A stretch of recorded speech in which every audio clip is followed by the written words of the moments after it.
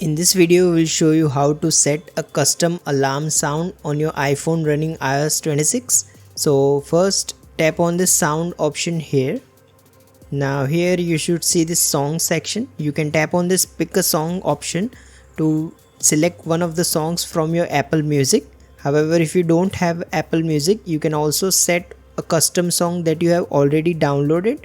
So for that, you will first need to add the song in the ringtone section. So open the Files app on your iPhone. Now locate the song that you want to set as the alarm sound. Let's say you want to set this particular ringtone as the alarm sound.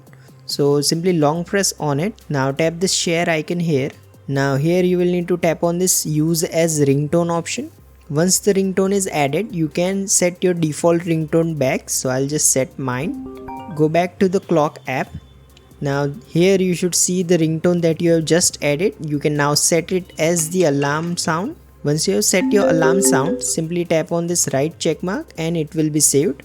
So as you can see, you now have a custom song set as the alarm tone. If you find this video useful, please don't forget to like and subscribe to Glitch Guru.